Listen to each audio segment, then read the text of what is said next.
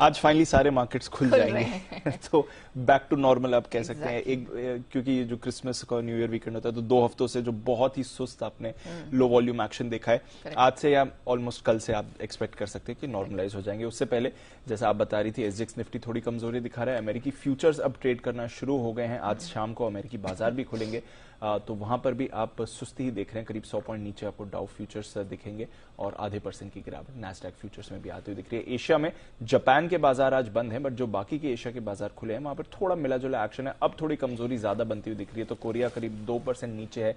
Singapore का GDP data आया है। वैसे आप कह सकते हैं Q4 की उनकी जीडीपी 2.2% है, अनुमान 2.1% का था, तो थोड़े अनुमान से बेहतर है। बट जो उनकी सालाना जीडीपी है 2022 की, वो 3.8% पर आई है, 2021 के मुकाबले में आधी होकर आई है। तो थोड़ा डिसअपॉइंटमेंट वहां से भी दिख रहा है। देखते हैं कैसा एक्शन बनेगा। पर फिलहाल एशिया के बाजारों से और अमेरिकी फ्यूचर से उतने खास, उतने अच्छे संकेत आपको नहीं आते हुए दिख रहे हैं।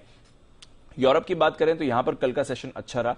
यूके के बाजार तो वैसे बंद थे, बट जर्मनी और फ्रांस में अपने अच्छी तेजी देखी। जर्मनी 1% ऊपर था, वहीं फ्रांस लगभग 2% आपको ऊपर क्लोज होते हुए दिखा। तो वहां पर थोड़ी मजबूती थी। थोड़ा इन्फ्लेशन कूल ऑफ के संकेत आ रहे हैं, तो इसकी वजह से हमने देखा कि कुछ सेक्टर्स अच्छी तेजी में थे। ऑटो सेक्टर में आपने अच्छी खरीदारी देखी। साथ ही हमने देखा कंज्यूमर शेयर्स में भी पॉजिटिव एक्शन था। एनर्जी शेयर्स में भी आपने पॉजिटिविटी देखी। हालांकि बैंक शेयर्स थोड़े मिले जुले थे यूरोप के, तो ठीक ठाक एक्शन था। यूजुअली हम यूरोप की बात करते नहीं है, बट एक मौका मिला है यूरोप के बाजार भी देखने का, तो वहां पर भी थोड़ा स्टॉक स्पेसिफिक एक्शन देखा, बट ओवरऑल पॉजिटिविटी बनी हुई थी।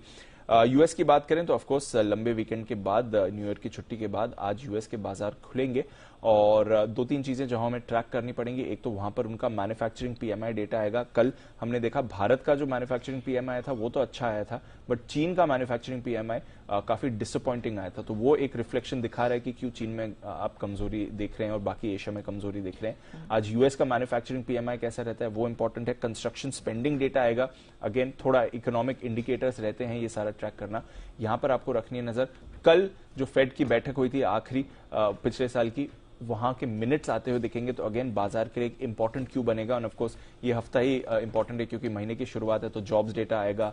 कई सारे देशों का आने वाले कुछ हफ्तों में, कुछ दिनों में इन्फ्लेशन डेटा आने वाला है। पॉलिसी रिलेटेड काफी सारे इकोनॉमिक डेटा आने वाले हैं, तो काफी इंपॉर्टेंट समय रहने वाला है डेटा के लिहाज से। और साल की शुरुआत का डेटा ऑफकोर्स थोड़ा सेंटिमेंट पर भी असर करता है।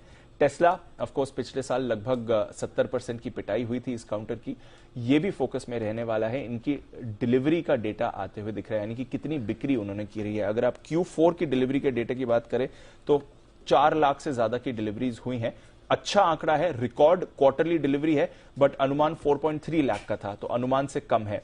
2022 की बात करें तो अगेन यहां पर भी रिकॉर्ड 13 लाख गाड़ियों की इनकी डिलीवरी हुई है, बिक्री हुई है।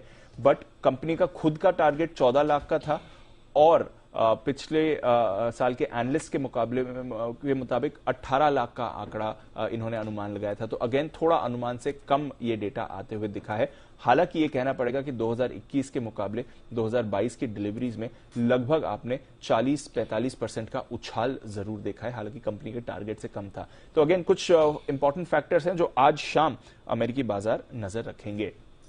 कमोडिटीज में भी हमने देखा लंबा वीकेंड था। आज से सारे मेजर एक्सचेंजेस में कारोबार फिर से शुरू हो जाएगा, वहां पर रखनी है नजर। देखते हैं किस तरह का मूव आता है। वैसे सोना ऑफकोर्स 6 महीने की ऊंचाई के आसपास है, $1830 के आसपास आपको दिख रहा है। चांदी $24 के ऊपर है, एक हफ्ते की ऊंचाई पर।